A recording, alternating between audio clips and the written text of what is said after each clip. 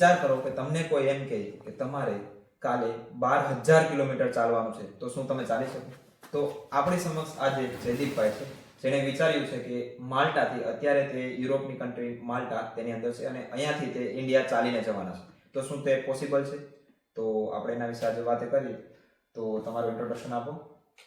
સૌથી પહેલા તો તમે કીધું એ પ્રમાણે મારું નામ જયદીપ લાખણકિયા છે. હું ભાવનગરથી બિલોંગ કરું છું અને અત્યારે માલ્ટા નામના દેશમાં રહું છું.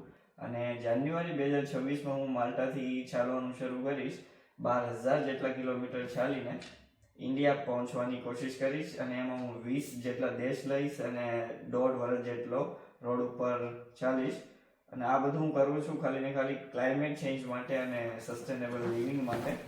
તો હા, પણ તમે આ શું કરવા માટે કરો છો?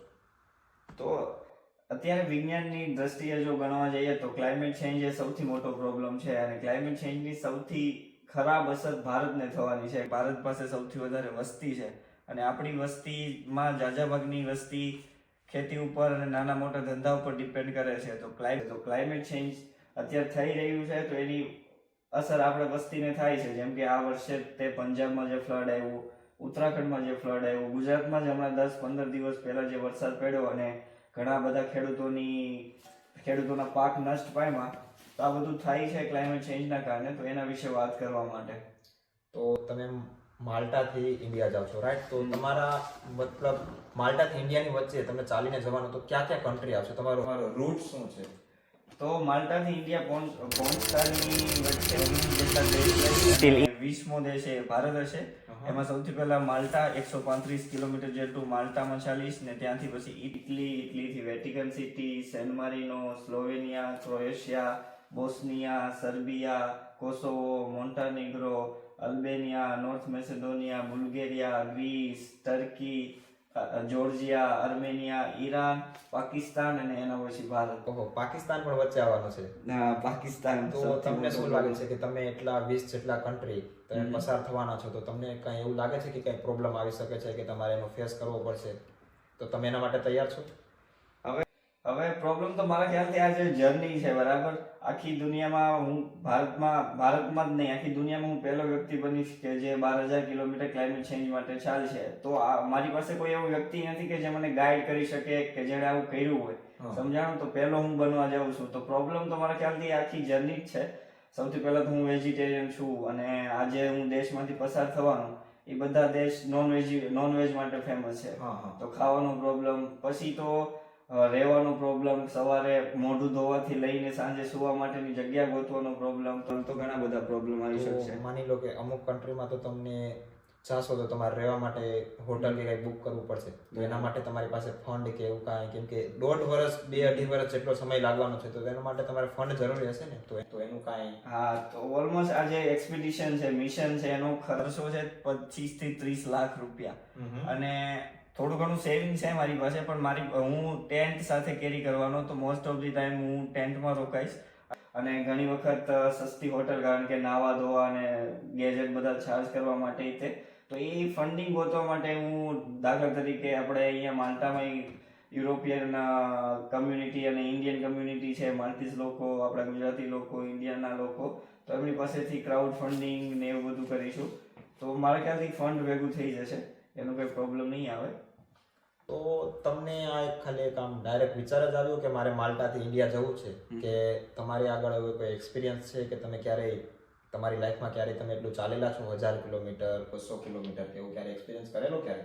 તો ડાયરેક્ટ તો વિચાર નથી આવ્યો. એક્સપિરિયન્સ એ ઘણો છે, કારણ કે હું નાનપણથી જ ટ્રાવેલિંગની ફિલ્ડમાં રહ્યો છું. હું ટ્રાવેલ મેનેજમેન્ટનું જ ભણ્યો છું અને મેં પોતે કાશ્મીરથી લઈને કન્યાકુમારી સુધીની યાત્રા કરેલી છે. પણ એમાં ખાલી નહોતો ચાલેલો, એમાં ચાલવાની સાથે હિચહાઇક કરતો. હિચહાઇક મતલબ કે લિફ્ટ લઈને ટ્રાવેલ કરવાનું. તો હું 10,000 જેટલો કિલોમીટર હું ટોટલ ફરેલો.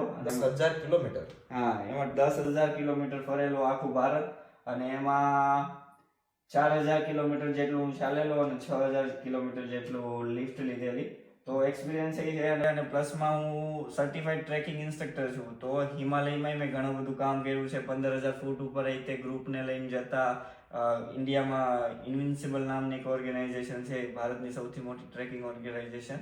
તો એમાં મેં એઝ અ ટ્રેકિંગ ઇન્સ્ટ્રક્ટર કામ કરેલું છે. તો આ રીતના ઘણા એક્સપિરિયન્સ છે કેમ્પિંગના, ટ્રેકિંગના, ચાલવાના. તો એ કામમાં આવશે. મને જેટલો ખ્યાલ છે એટલો તમને માલ્ટામાં તમને ઇન્વિટેશન આવ્યું હતું, તમે એક બીજા કન્ટ્રીમાં અહીંયાથી ગયા હતા. હા. તો એના વિશે થોડું જણાવશો? હા, તો માલ્ટામાં મતલબ અહીંયા યુરોપિયન સોલિડારિટી કોર્પ્સ કરીને એક સંસ્થા છે. તો એ બધા લોકોને, યુથને અલગ અલગ દેશમાં મોકલે. તો એમાં મને મોકો મળ્યો હતો ગ્રીસ જવા માટેનો, જેમાં હું 26 દિવસ માટે ગ્રીસ ગયો હતો. બાકી 26 લોકો સાથે, એમ બધા 25 લોકો એ યુરોપના હતા અને હું એક પહેલો એશિયન હતો. તો અમે ત્યાં આખા ગ્રીસમાં અલગ અલગ જગ્યાએ યુથ ફેસ્ટિવલ ઓર્ગેનાઇઝ કર્યા હતા. ક્લાઇમેટ ચેન્જ વિશે વાત કરી હતી, ઘણા બધા એક્ટિવિટીઝ કરાવી હતી ત્યાંના યુથને. તો એ ઘણો સારો એક્સપિરિયન્સ હતો.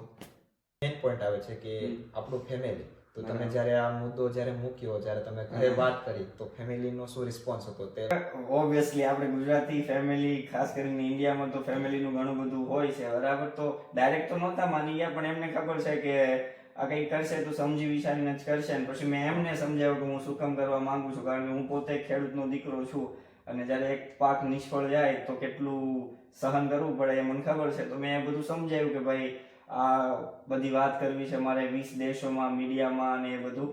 તો એનાથી કંઈક કદાચ ચેન્જ આવશે અને જ્યારે હું ભારત પહોંચીશ ત્યારે તે પછી આ બધું કરવું છે મારે ક્લાઇમેટ ચેન્જ વિશે.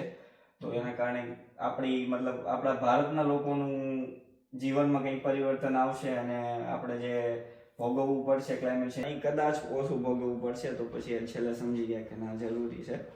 ઓકે, તો શું તમને માલ્ટાની ગવર્મેન્ટ તરફથી કાંઈ સપોર્ટ કરો કે ફંડિંગથી લઈને કશું પણ કાંઈ સપોર્ટ? તો અત્યારે 2-3 ઓર્ગેનાઇઝેશન સાથે વાત થઈ છે, જેમ કે અહીંયાની જે ક્લાઇમેટ એક્શન ઓથોરિટી છે, તો એમના CEO ને પણ મળેલો. તો એ રેડી અગ્રી થયા છે કે ના, અમે તમને થોડી ઘણો સપોર્ટ કરશું.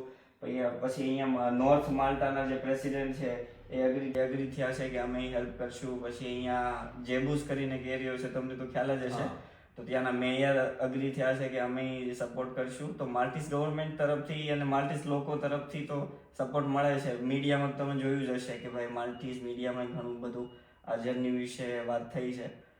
અને ઇન્ડિયન ગવર્મેન્ટ તરફથી હજી સુધી એટલો કંઈ સપોર્ટ નથી, રિસ્પોન્સ નથી, કારણ કે મેં અપ્રોચ નથી કર્યા કોઈને. પણ હવે હું ધીમે ધીમે શરૂ કરીશ તો મારા ખ્યાલથી ત્યાંથી પણ રિસ્પોન્સ મળશે. હવે આપણે ફ્યુચરની એક વાત કરીએ કે હવે અત્યારે તમે માલ્ટાથી ઇન્ડિયા જતા રહેવાના, હવે તમે પાછા આવવાના છો કે નથી આવવાના? તો બેસિકલી મારો પ્લાન કોઈ એવો છે નહીં કે હું પાછો આવું, નહીંતર તો હું અહીંયા જ રોકાઈ શકતો હતો, બરાબર.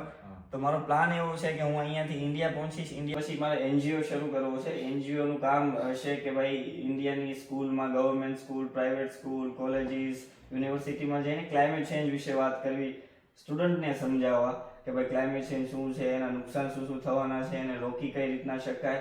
એ સિવાય તે તમને ખ્યાલ જ હશે કે ઇન્ડિયાનું જે અત્યારે દિલ્હી એ સૌથી પ્રદૂષિત સિટીમાં આવે છે, બરાબર. તો એની વિશે કંઈક કરવું કે ભાઈ આપણી નદી ક્લીન કરવી, ક્લીનઅપ્સ વગેરે સેટ કરવા અને એવું બધું NGO શરૂ કરીને એવું કામ કરવાનો વિચાર છે.